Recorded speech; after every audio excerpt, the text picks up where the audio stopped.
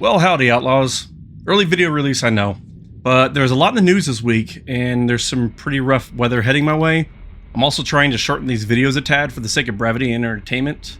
So think of my future content as a snarky audiobook commentating on the good and bad states of the gaming industry.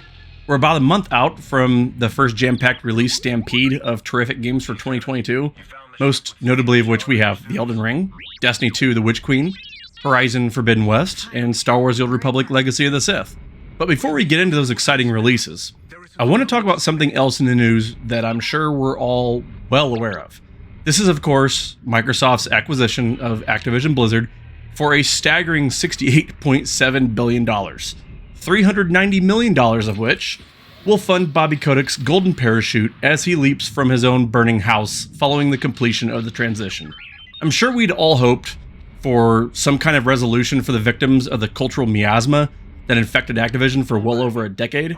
But despite being largely an integral part of the bro culture and sexually abusive nature of the company, Bobby Kotick instead cemented over 50 terminations due to misconduct while keeping his own professional hide intact. Between this, his company wages, and his $390 million severance payday, I would be shocked if Bobby just doesn't try to ride off into the sunset and retire to a quiet life away from controversy, never having to face accountability for his actions. One can hope his ravenous hunger for wealth would take him onto a new business venture to which his past may hopefully catch up with him, but I have strong doubts that his own advisors would let him do that. We are talking about people who walk the same roads as Donald Trump, after all. But I digress. Yes, Microsoft. See, in the grand scheme of things, Microsoft's $2+ trillion market cap hardly feels the scratch left behind by the seemingly bold purchase of a mega company responsible for revenue titans like World of Warcraft, Overwatch, Diablo, and the Call of Duty franchises collectively, each of which have now joined the formidable Microsoft family of games. Where it starts to get a little foggy, however, are in the facts of current and future exclusivity on the Xbox and PC platforms. We expect that Microsoft will abide by contractual agreements and continue to ensure Activision games are multi-platform, Sony said in a statement to the Wall Street Journal. Phil Spencer's own words on the same take are even more puzzling. I'll just say to players out there who are playing Activision-Blizzard games on Sony's platform, it is not our intent to pull communities away from that platform, and we remained committed to that. Whatever the hell that means. This nebulous business ease does nothing to answer questions to the uncertainty of franchise futures. Spencer could simply mean to say that current games will continue to have multi-platform support, while future releases could end up being Microsoft and or PC exclusive. This sets the stage for what could turn into a pretty ugly taking my ball and leaving the court situation by both Sony and Microsoft, where tightened exclusivity rights could turn the field of gaming into an extremely inflexible market that pigeonholes players back into the realm of having just their own consoles players with whom to play.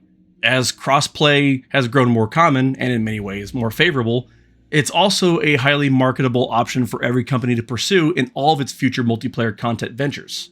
Not to mention, not being forced to buy a console you can't afford to play a certain game, is kind of a nice choice to have. Choice sells. But this leads us into my personal favorite release of next month, Destiny 2 The Witch Queen. Destiny 2 is a game that, as of The Witch Queen's release, will have enjoyed cross-play for 6 months, that it having come out last August when the Season of the Lost launched. During that time, the community has enjoyed a more open Trials of Osiris experience, shorter queue times, and the fastest matchmaking times we've ever seen in the franchise's history. Friends with whom I've been able to play since moving from PlayStation to PC are now friends with whom I can raid, PvP, or even run trials. While Bungie remains independent with all rights to the Destiny franchise, should Microsoft acquire Bungie back into the fold and exclusivity turn ugly, we could be taking 50 steps back after all the progress multiple games have made as a community. This is an example of why both Sony and Microsoft need to continue to honor multi-platform contracts and support crossplay, now and in the future. Once again, I digress. Destiny 2 The Witch Queen is an exciting narrative evolution for the series, in which we will see all of Savathun's schemes and lies laid bare. But not only that, we'll have a new season of content to launch right alongside of it, a revamp to our Void subclasses, new weapons, of course, new armor, of course, a new subtype called the Glaive, which is a first-person melee weapon with a ranged energy pulse attack, and Destiny's first ever crafting system. Then we have The Elden Ring, Miyazaki of Dark Souls, George R.R. Martin of Game of Thrones. It's a game made by both. Need I say more? Just watch a video of it. I ain't spoiling shit. Horizon Forbidden West, the sequel to the absolutely breathtaking Horizon Zero Dawn. Aloy has to venture out into, you guessed it, the Forbidden West in search of answers on why the world continues to decay and why machines continue to run rampant. Worse, she has to navigate the dangers of this new world while being on the lookout for raiders who've somehow learned the ability to control and ride machines into battle, in a land where the only language is war and peace is merely an exception. I'm being intentionally vague as I know there are quite a few of you who've yet to play Horizon Zero Dawn and would like to experience that story spoiler-free. So that's all I've got to offer on the narrative side. Gameplay, however, it looks like Aloy's arsenal is going to be quite expanded and have a new bag of tricks to go along with it. Everything from tools that aid in your escape from enemies to the ability to swim around the tropical regions she finds herself exploring. Allies from the prior game will also join Aloy as companions and offer their aid throughout her quest as well. All of this seems crafted together very uniformly, and nothing comes off as particularly gimmicky. I cannot wait for Horizon Forbidden West. I'm hoping it comes out for PC because I would love to keep that trend going. Last, but not least, Star Wars The Old Republic Legacy of the Sith.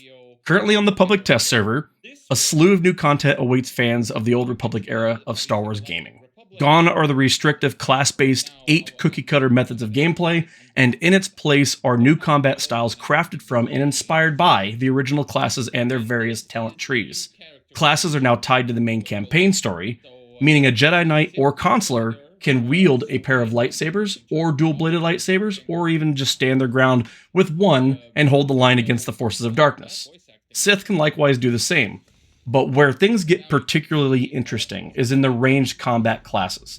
Smugglers, troopers, bounty hunters, and agents alike can select from every ranged weapon type and associated combat style that comes with them, meaning you can tailor your character to play and perform exactly how you want them.